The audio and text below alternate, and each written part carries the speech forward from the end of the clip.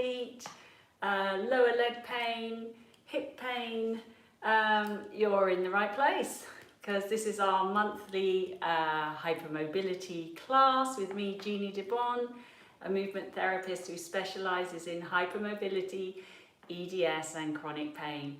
And we're here today to talk about these lovely guys, the lovely feet.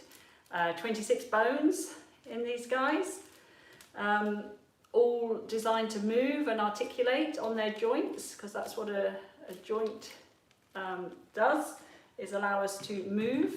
So, lovely to see you all here. So we're going to do a little bit of chat about the feet. I've got some notes. Then we're going to do some exercises. Now, obviously, as always, I don't know who's watching. I don't know your body. So please look after yourself. Don't do anything that you shouldn't be doing. Don't do anything that hurts or makes your pain worse. And I hope you find some useful tips. So before we dive into the feet, I wanted to show you this little guy. Do you remember these as a child? So this thing that collapses and then it pops back up again. So this was a gift for me from Dr. Russick, Dr. Leslie Russick, who Zebra Club members will know well, as she's often a guest and an avid member of the Zebra Club herself. She gave me this while we were at the conference last week in Arizona, the EDS conference. Do you remember these? I showed this to my 16-year-old son. And I said, this is what I used to play with when I was little, one of these things, you know, you collapse it and it pops back up, and you collapse it. And he was like, oh, that's really boring. You know, times have changed. But, you know, in the 70s, these were all the rage. So, yeah, I had one of these. So this little is actually a giraffe zebra, but anyway. The reason yes, someone's saying Sue had something similar. Thank you, Sue. Yeah, it's obviously a generational thing, but my son was not impressed at all about my collapsing giraffe. So there you go.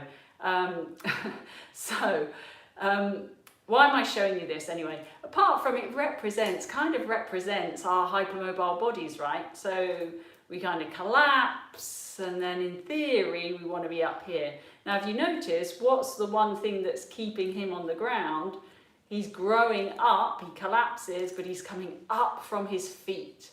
Yeah, so that's the whole point of this, is that, yes, we might sag and collapse and feel fatigued, but the feet are really our foundation, and that's what's going to give us that lift to help us organize the rest of the structure so that we can be like this rather than collapsing down.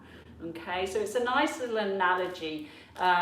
She used this to explain to the children at the EDS conference, you know, how our bodies can react and how we can actually find that energy to come back up again. So, but I just thought it was really, you know, an interesting thing that his feet are the one thing that are very stable onto the ground, and that's what we're going to be talking about today.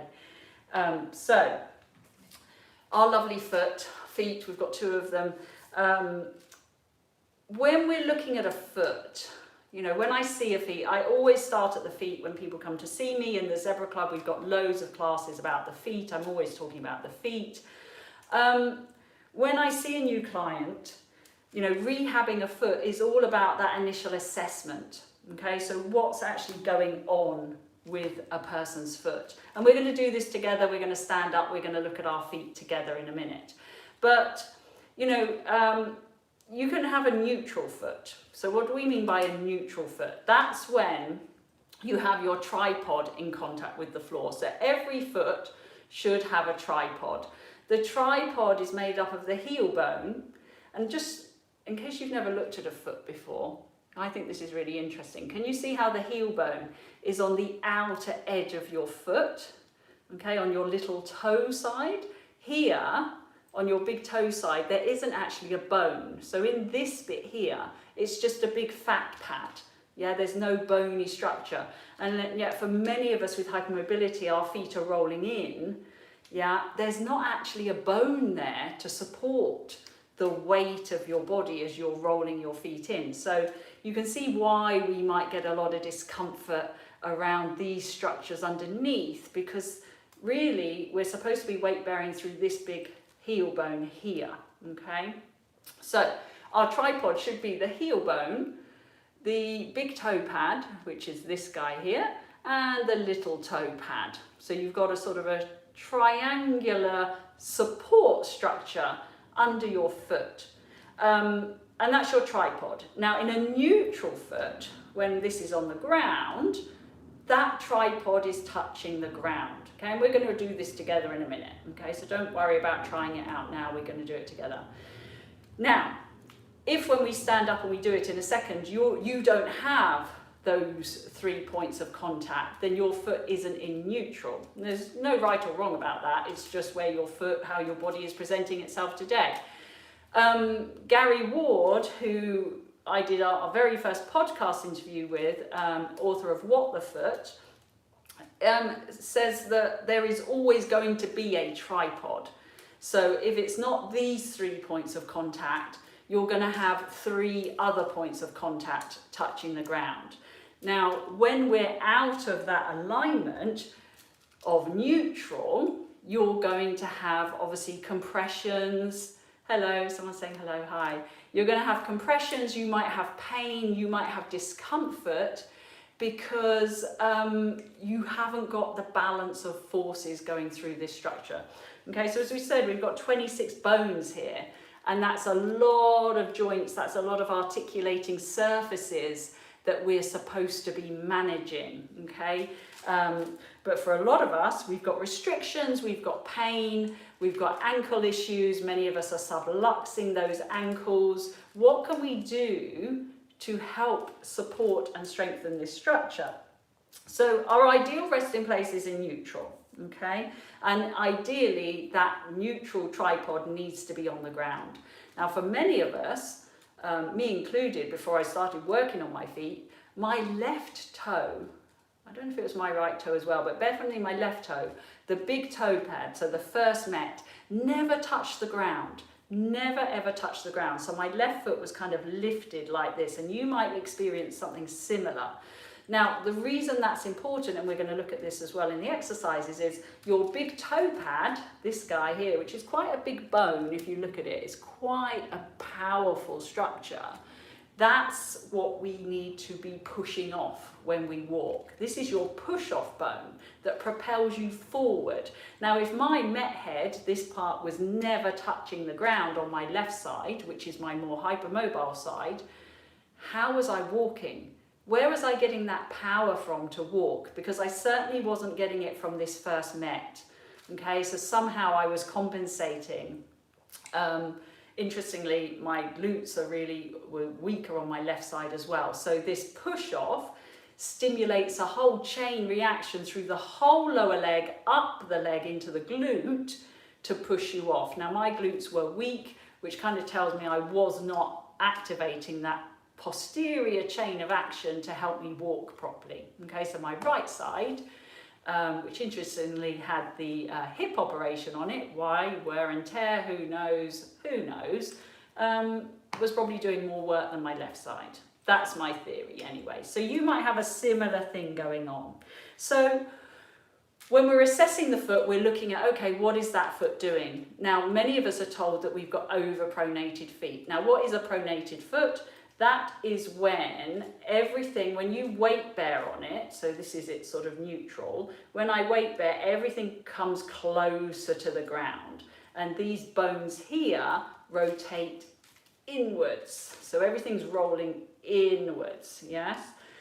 You might have a foot, you've been told that you've got a pronated foot. Now, Gary Ward would say that many of us hypermobiles don't actually have pronated feet because there isn't this 3-dimensional action going on. He just believes that gravity has just allowed us to collapse. So there's no pronation going on. Now everyone gets freaked out about pronation. Oh, it's a bad thing. We need pronation in our feet. If you're not pronating these muscles, think how many muscles and tendons and ligaments are under here. These need to lengthen when you pronate so that they can lift and contract when you supinate. So a supinated foot is when the opposite's happening, and maybe your feet are kind of doing this and you're resting on the outer edges of your heels. So your arches are more lifted and you're kind of rotating outwards with your foot and your shin bones rather than rotating inwards. Okay? Now, the foot needs to be able to do both. It needs to be able to pronate and supinate. But for a lot of us, we get stuck. Most of us, most of the feet I see, and I see a lot of feet every week, they're mostly in that flattened, if they're pronated, you know, or just collapsed. That's what I see. I rarely see the high arch. I have seen it, but most of us are in that flattened position, okay? So we're going to kind of explore what shape is your foot, what's going on with your foot. And can we, if you've got one of those feet that are totally collapsed into the ground, gravity's pressing you down into the ground, can we make it less flat so that it's more responsive to the ground, more responsive for you when you're walking? Because, of course, and I'll show this when I stand up, but when we're doing that whole collapsed foot inwards, you can actually see it in my arms. When I do that, you can see how the bones also roll in.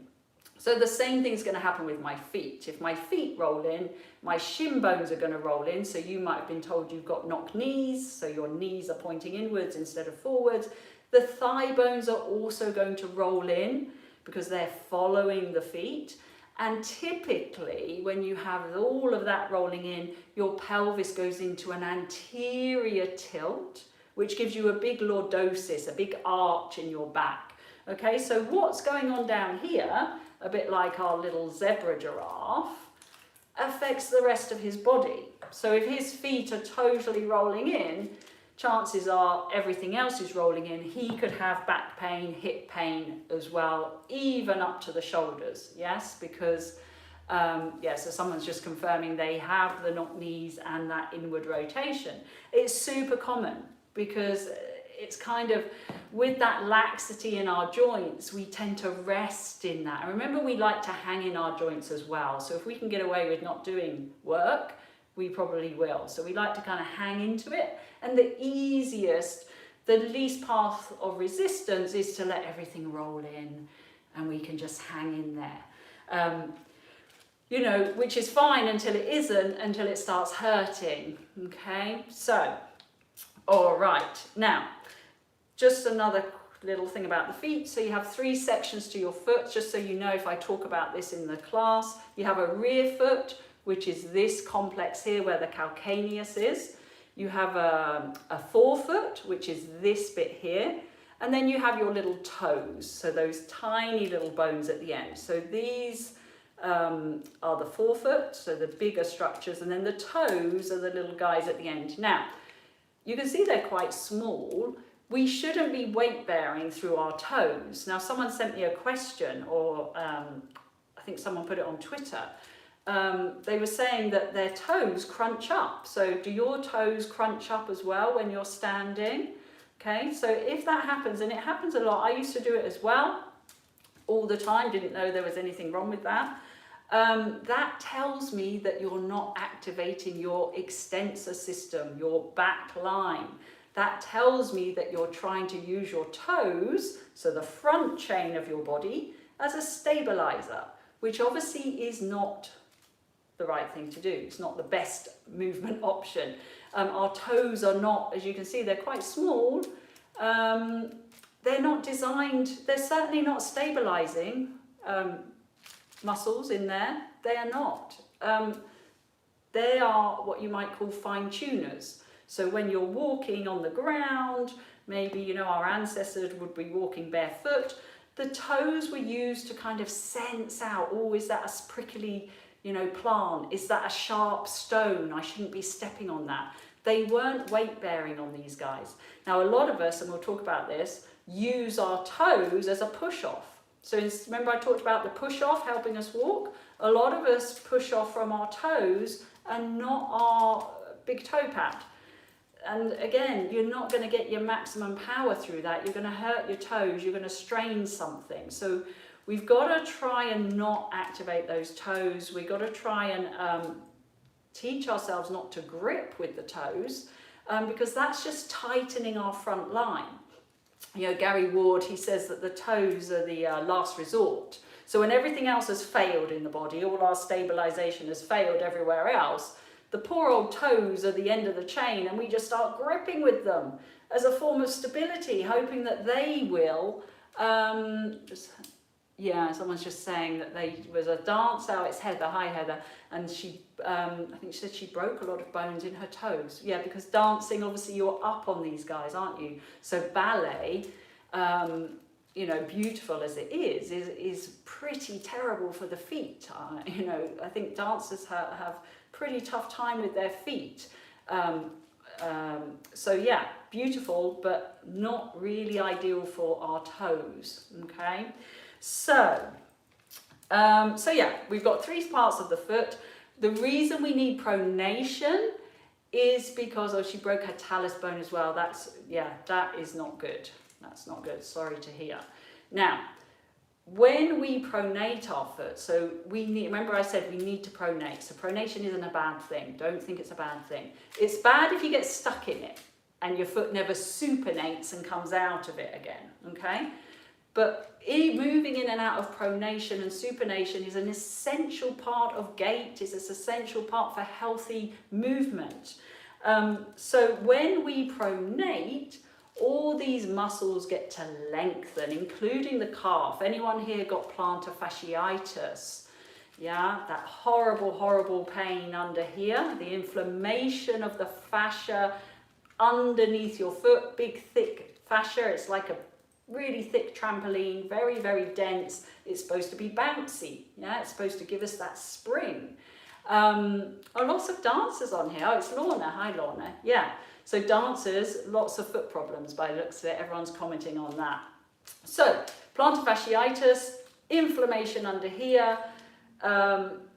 often related to lack of movement at the ankle joint. Everything gets very tight around here, and tight calf muscles. Remember, everything is connected. It comes down, your Achilles tendon is here, it attaches underneath into this part of the foot, can all get very tight.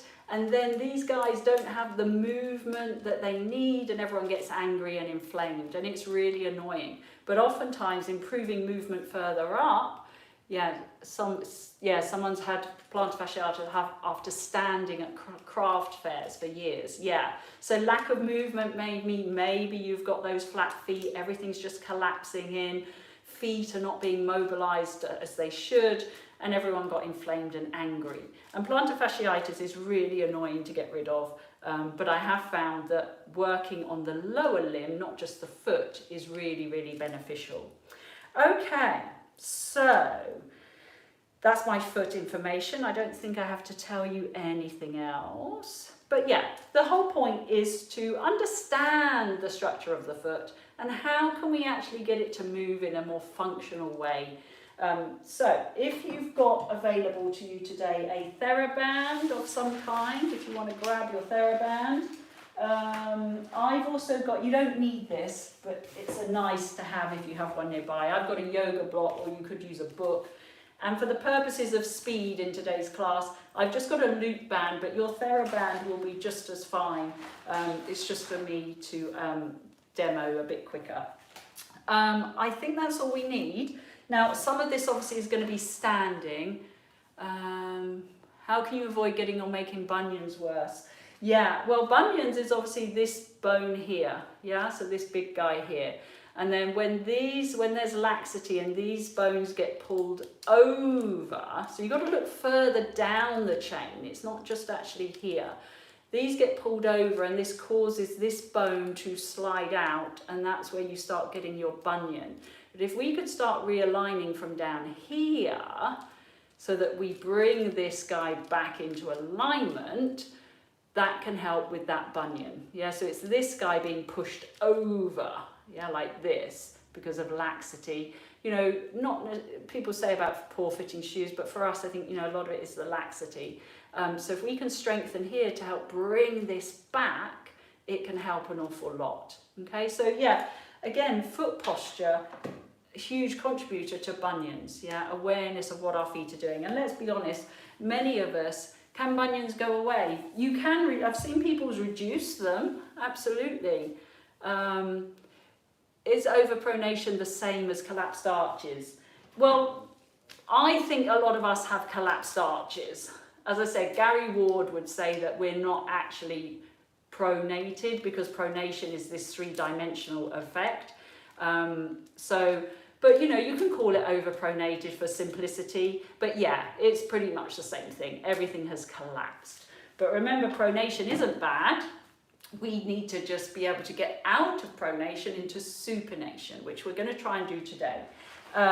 So a lot of this is obviously standing. You may not be able to see my head while I'm doing this, so apologies, but that's okay. As long as you can sort of see my feet, that's for the main point. So I've got my list of class here. So if you're able, I've got my stool here because some of it we can do seated as well. So if you're struggling to stand, don't worry, we can do it on a chair. Now I'm just going to move this a little bit. Apologies. There we go. So you can see my feet. Now, I said earlier, right, what kind of foot do we have? I'm going to go on the wood, actually. If do it on the floor rather than your mat, because the mat's obviously squidgy and it might give you a false reading. So if you're able to stand, if you're not able to stand, you can do this with your feet planted on the floor on a chair. But obviously weight bearing, full weight bearing in standing is going to give you the true picture of what your feet are doing, because it's when it's under load that we're going to see how your feet really do react to gravity. So if you can stand, obviously hold on to something if you need to, that's absolutely fine. And I just want you to take a moment to, if you're happy to close your eyes, close your eyes. Don't look down at your feet yet. Just take a couple of breaths and let yourself kind of settle. So just check you're not locking your knees. Yeah, because that's the other thing, of course. If I lock my knees, look how it changes the position of my shin bones. So my shin bones get pushed back, okay? So I'm now locked in that ankle. And although it might feel stable, it's not stable at all. Remember, a locked joint is never stable. Okay, I could easily go over on that and twist. Yeah, and how many of us do this and kind of roll out and twist our ankles this way? It's always this way is the most common thing. So just check that A, the knees aren't locked. So soften those knees and notice how softening the knees brings those shin bones back into a better alignment. So just take a moment to play with that. You may find if you're a knee locker, that when you do that, your legs start trembling a little bit, and that's okay. It just means the muscles have suddenly got to start working. So don't worry if you've got a little tremor going on. Okay, so just take a breath and quietly observe, without looking, we'll look in a minute, what your feet are doing. So remember I said at the beginning that we should have a tripod on the ground. The heel bone, the big toe pad and the little toe pad. So again, there's no right or wrong, so don't panic if you haven't got that. Just notice what you've got today. Now one foot might have a tripod, the other foot might be doing something totally different. That's okay, just notice. All we're here to do is kind of get to know our feet. And is that weight evenly distributed between the heel and the front of the foot, or are you someone who likes to lean forward like this, which then brings my shin bones forward and my thigh bones forward, or are you someone who likes to lean back and then you've hardly got any weight at all on the balls of your feet? Okay, so ideally, we're talking about neutral foot. Ideally, you've got equal weight between the front of your foot and your heels. Okay, that's all we're looking for at the moment. So just notice that.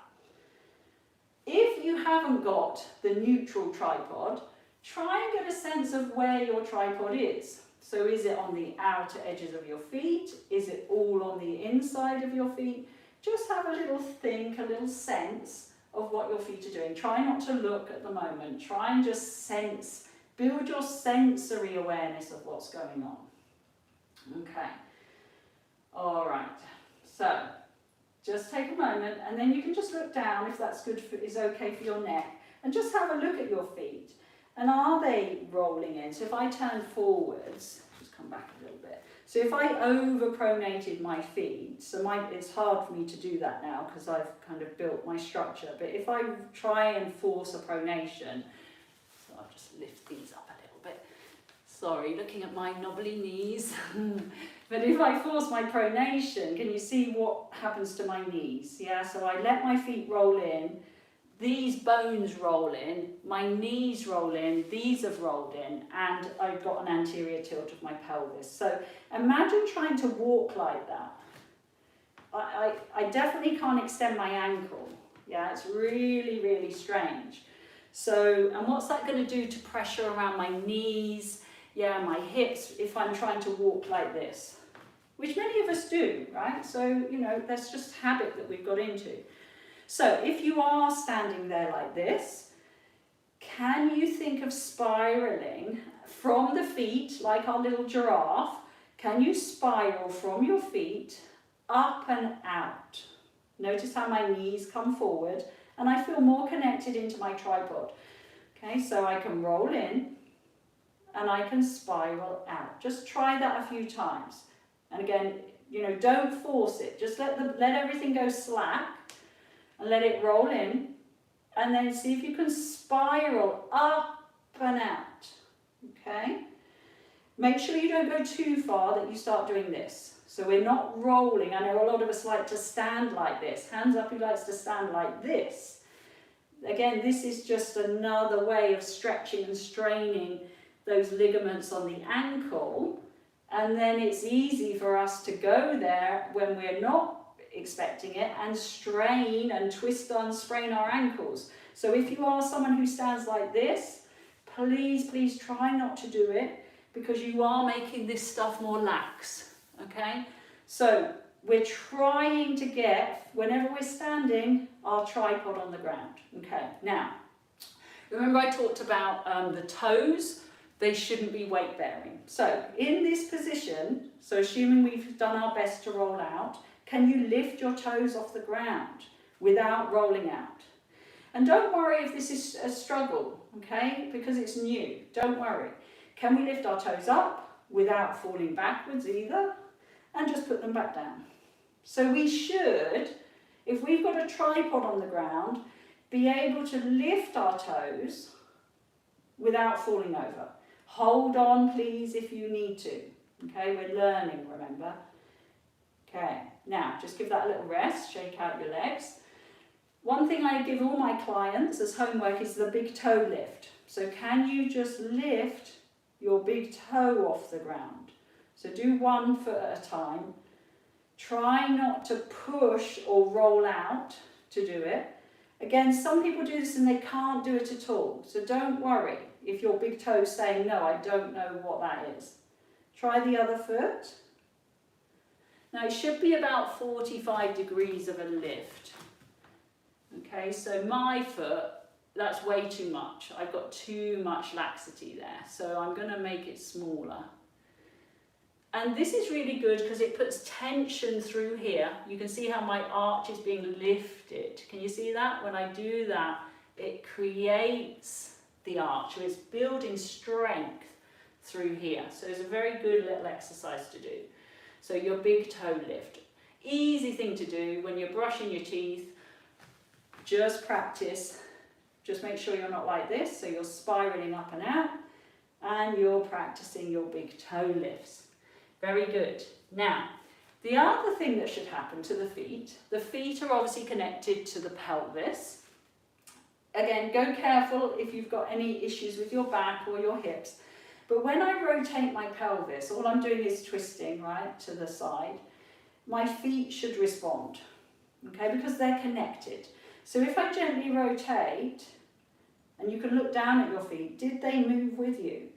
And then come back and can you go the other way? Now I find going one way, I've got more give if I rotate the other way. So I'm not deliberately rolling my feet. I'm just noticing that I can feel that there's a change in my foot when my pelvis moves, when my spine moves. Because that's what should happen when we're walking. There's a change. And then if you're doing this and there's absolutely nothing going on in your feet and it's all going to be travelling through the knees, yeah, we know that we've got to work on that connection, foot to pelvis connection. Okay, and then just come back, give your legs a little shake. Okay, I'm just going to lower these down now. All right, so Let me see if I can show you. So pronation. What is a pronation? So we're going to put one foot in front of the other, okay? Doesn't matter which leg. It's not a lunge, don't worry, we're not doing a lunge. All I want you to do, and if you do this in a mirror or something at home, or somebody's there with you, all you're going to do is gently travel forward, so your body weight's going to travel forward, and you're going to put more weight in your front foot. This back heel can come off if that's more comfortable. Now, when you're in this position, I haven't gone long like this, don't hurt your knee. You see, I haven't travelled very far, but I've now got more weight in my front foot. Can you find your tripod? Okay, so that 3-point of contact. And then coming back, releasing that, the arch will come up again. So we're going in. What I'm doing is stretching the sole of my foot and my calf, so good for our plantar fascia. And then I'm coming back. Very slow. I'm not pushing, don't push with your knee. I'm travelling my whole body forward. I'm walking basically. It's a strange walk. Let's do one more this side. So it's not about trying to get your knee as far in front of your foot. It's just about putting more weight through this front foot so this leg can come off if you had to. Because I might want to take a step. Yeah? Right. Let's swap feet. So, again, it's not a lunge. It shouldn't hurt. If it's hurting your knee, make sure you've got your tripod on the ground. So I'm travelling forward. Often it hurts our knees, and lunges hurt our knees because the foot isn't connected into the ground. The tripod, in particular the heel, which talks to your bottom and your hamstrings, isn't firing up. So therefore the pressure goes into your knee. So try not to just collapse. The other thing we do, of course, is we collapse, yeah? So I just fall forward and all the pressure's going into my knee. So make sure you're decelerating. Look how slowly I'm going. I'm using my muscles to decelerate the action, getting more joint control rather than just collapsing, yeah? So one more, gentle forward. Okay, so that's pronation. I should see my foot, let's see if I can show you. I should see the foot flatten and these bones roll in a little, yeah? So these have spiraled in, this has gone flat, look. But as I come back, this picks up again, okay? So that's your pronation, it's important.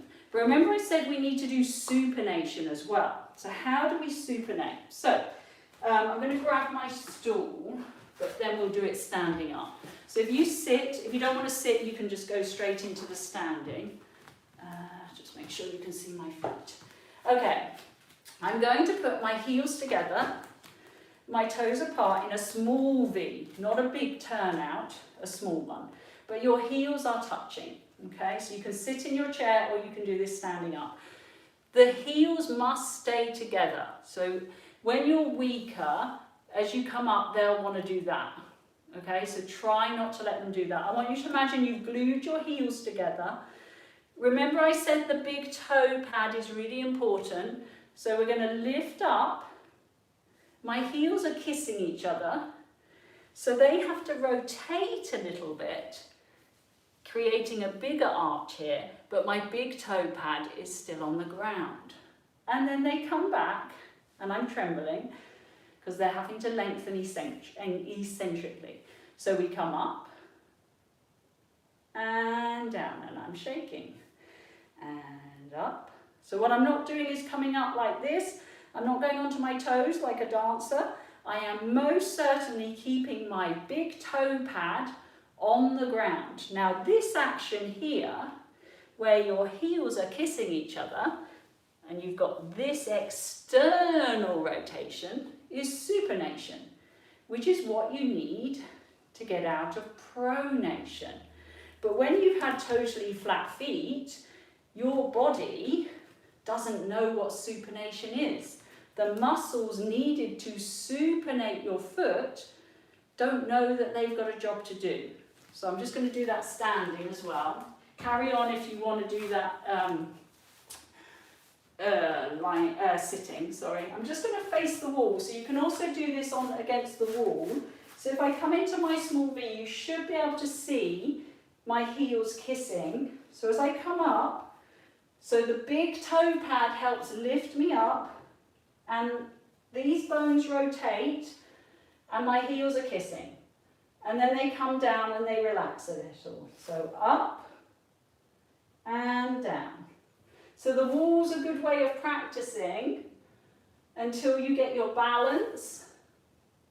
It gives you a chance to work on getting that push off through that big toe pad. I did a video a couple of weeks ago on here all about walking and the push off. So let's just refresh that. So if you come back to your sort of mini walking posture, we focused on the front foot earlier. Let's look at the back foot. Now you know what supination is. As you come up, can you feel that rotation and those heels wanting, that heel looking to kiss the other heel? And then it comes back down. So it supinates as it comes up, and it straightens up as it goes down. See if you can feel that. You're going to feel your calf muscles working, so don't worry if you do. They're supposed to work. But if you've walked with very flat feet like this, yeah, with locked knees maybe, your calf muscles have not been working properly.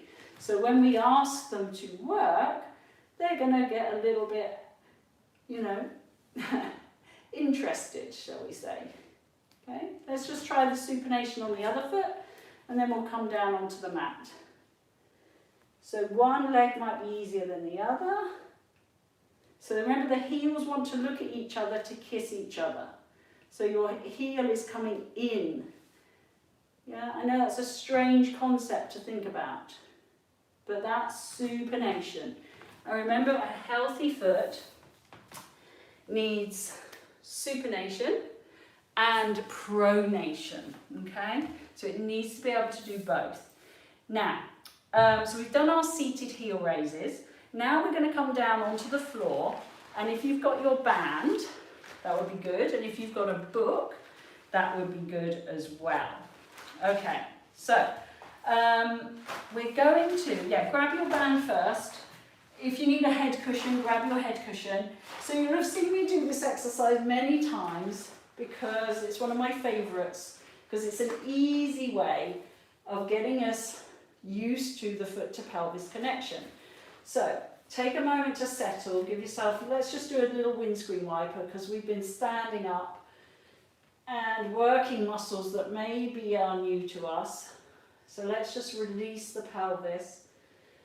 Give ourselves a moment to relax for a second. Okay, now we're going to take our band and we're going to put it around one foot. So if you, now remember what I said about the big toe pad. So you want the band to be covering for sure your big toe pads, okay? Because that's an integral part of foot health.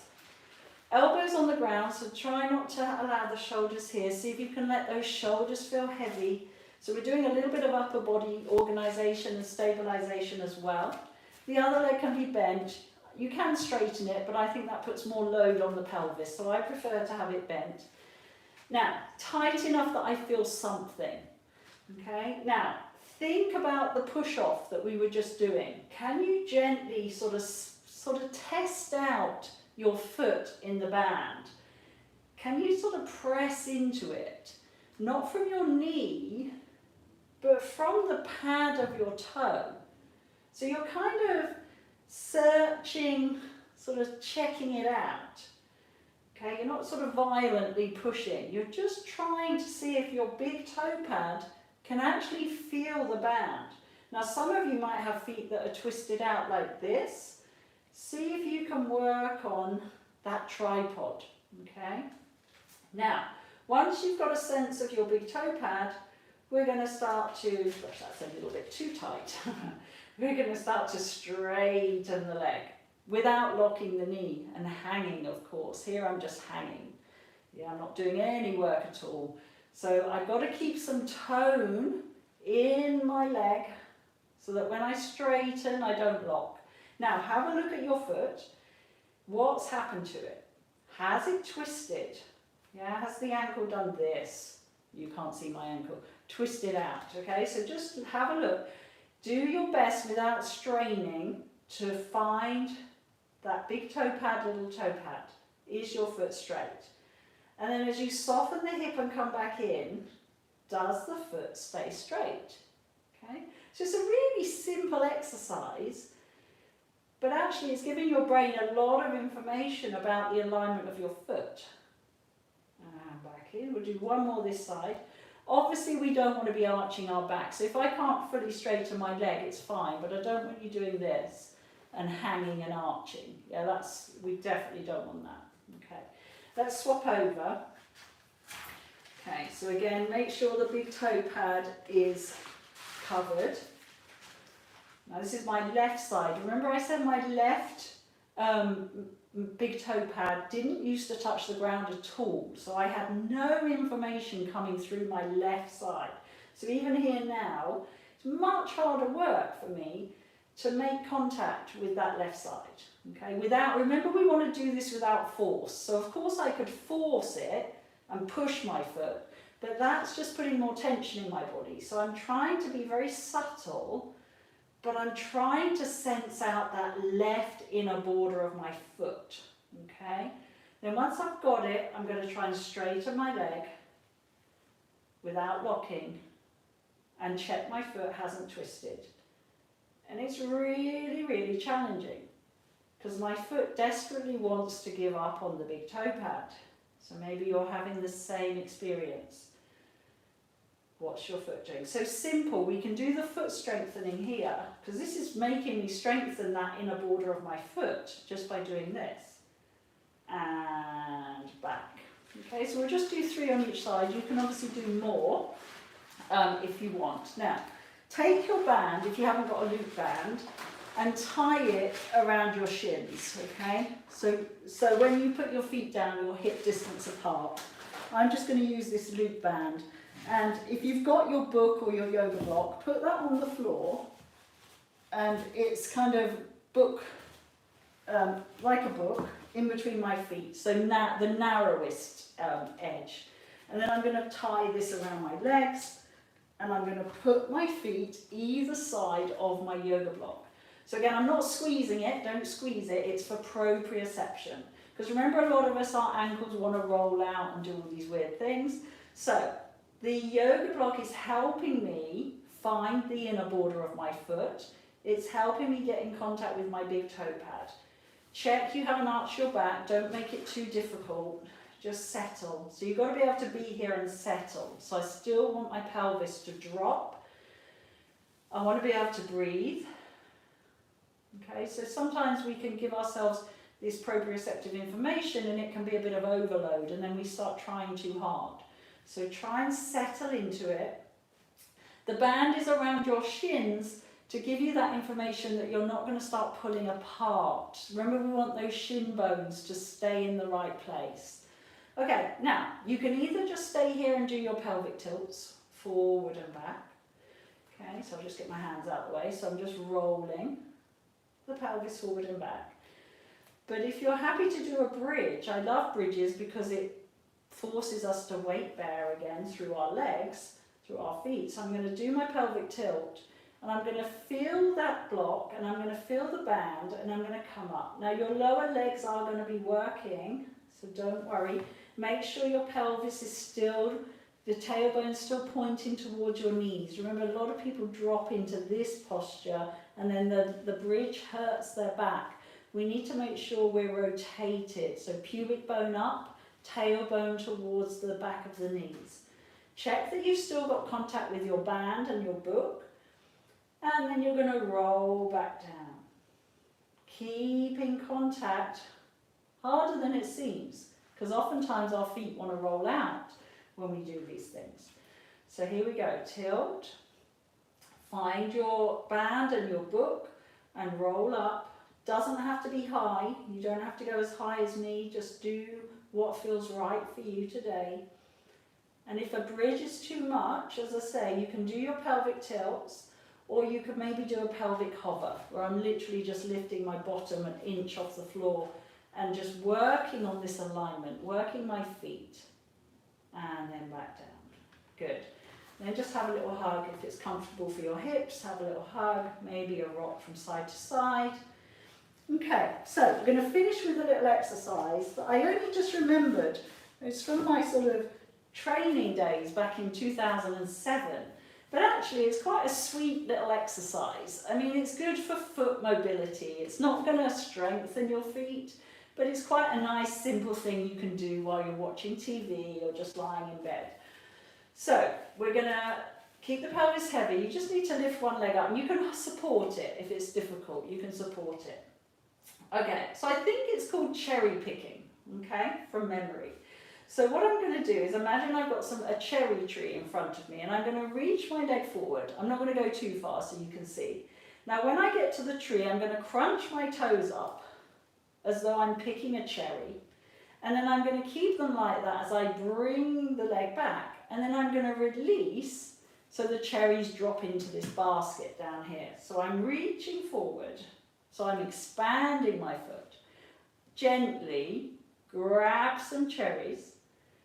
Bring the cherries back and release them into the bag, the basket. One more time. So we go forward, we pick the cherries, we come back and we release. Okay, so it's a nice little foot mobilization exercise. Let's do the other one. But again, you know, to really strengthen, if you're looking to really strengthen and change the form and structure of your foot, then the only way to do that is through loading it. Okay, it's by doing the standing work we did, forcing the foot to pronate and to supinate. Okay, but there's nothing wrong with these. These are fine. So let's reach the foot forward, grab your cherries, bring it back and release. So it teaches your foot to contract and relax, which isn't a bad thing. Especially if you're a toe cruncher, right? So if you're someone who does like to crunch up their toes when they're standing, this bit here, as you come back and let your cherries drop into the basket, is a good way of teaching you, well, actually, I can release my toes. Let's do one more. Up, grab the cherries, bring it back, and let it go. And then just put your feet back down on the floor. Now, while we're here, we'll just find our feet again and just do a couple of little heel raises, but don't go past your big toe pad. Now, is your foot trying to roll out as you do that? Because now we don't have the band or the book there. Can I really maintain contact with my big toe pad as I go up and down? So just check that you're not attempting to roll out. Remember, that big toe pad is super important. Okay, and then just relax and maybe hug your knees, give your ankles a little circle, and just relax, take a breath, and let it go. Good. So, if you remember nothing else from today, remember the importance of your big toe pad, okay, and how important this is for push off, for activating your posterior chain into your glutes to help you with walking, okay? So those exercises hopefully will help us understand how the foot should be and what we can do to help it find that form and structure. So thank you so much for watching. I know we've gone on, oh, it's 50 minutes, gosh. Thank you all for sticking with me and watching it. Thank you, Sue. I hope you enjoyed that. As I say, you don't have to do them all in one go. That might be too much for some people, doing it in one go. So watch it through, pick the ones that are suitable for you. But yeah, working on that foot, the first thing we've got to do is assess what structure our foot is in to begin with, okay? What does our foot need? Is it overpronated? Is it a supinated foot? Where's it moving? Where's it not moving? What does it need? Okay, so those exercises are kind of general, giving us a little bit of everything. Everyone's feet are going to present differently, of course. We've all got different issues and different things going on. But you know, the idea of having that tripod is essential for everybody. Oh, thank you everyone. I'm so glad you enjoyed it. So I will see you in a month. First week, maybe in September. I think I'm here. I think I am. It's my 20th wedding anniversary. That's why I'm thinking, and I am going away. But I think I'm here on the Thursday, so I will see you the first week of September. If you have any topics that you'd like to look at, we did knees last time, we've just done feet, maybe we need to do hips or shoulders, leave me a comment, let me know. But I love doing these, I love working with everyone live, I think it's great. So I will see you soon. Until next time, stay zebra strong. Bye guys.